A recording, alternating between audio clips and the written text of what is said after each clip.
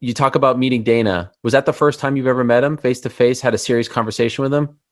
Um, Michael Chandler is currently in the process of writing a book, and with the UFC White House rumors ramping up, it's the perfect time to get it into production while the biggest fight of his career awaits against Conor McGregor. Back in August, I randomly came across this Instagram story of Michael Chandler reading an excerpt from the manuscript of his book. Check it out. Guys, I am reading the manuscript right now of my book that it's about 99% done. A little excerpt here. Success does not come in a straight line. It is a jagged, unpredictable path. I've had moments of immense confidence followed by moments of self-sabotage.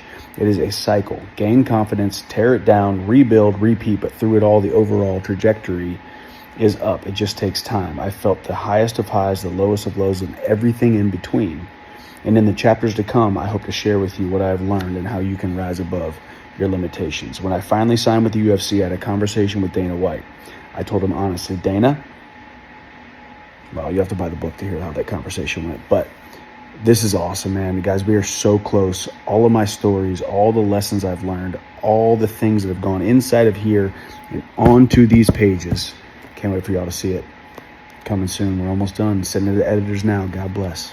See you at the top. Now, he may have left us hanging, but after doing some research, he had a brief conversation with Ariel Helwani after signing with the UFC back in September 2020, where he gives us a little more of what we can expect. Can you paint that picture for me? What is that first real meeting like? I'm assuming it's in Vegas. You're in the office. It's an impressive new headquarters they have there.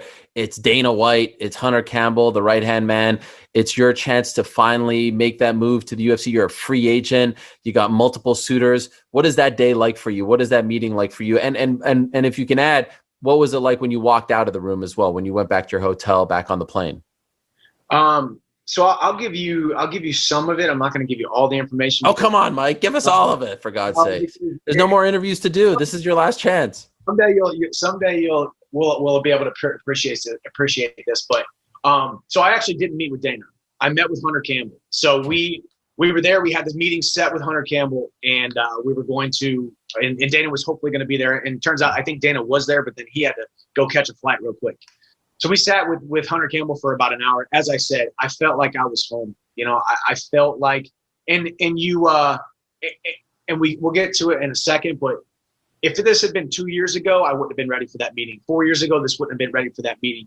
That's why you have to employ extreme patience in order to get what you really want in life. Because if I have that meeting 2 years prior, 4 years prior, maybe it doesn't go as well. Maybe I'm not sitting here and we're talking about it. Now, all that is fine, but here's what he didn't say in the IG story that he apparently says to Dana that day. At that moment, when given that opportunity, searching for that kind of wisdom in a meeting, the biggest meeting of your entire life, it went extremely seamlessly. Hunter was telling me why I needed to come to the UFC. I was telling him how he and Dana have never in their entire existence with the UFC signed a guy who was more equally yoked with the organization, with the brass, with the mission of what the UFC is. And how they've never signed a guy who's going to work as hard inside the cage and outside of the cage as I am. And that's just who I am. That's what I've always been. With me, you get what you get what you see. And I am who I am, and I say what I mean, and I mean what I say. And after leaving that meeting, my manager was with me there, Randall Alleman. He was in the meeting with me. He was corresponding with Hunter a couple minutes after, said, hey, Dana wants his number. Dana called me a couple minutes later. We had a really great talk, and that talk ended up having Dana call Hunter and say, "Hey, let's get something done." And a couple minutes later, he called me back. He said, "Hey, we're going to get something done."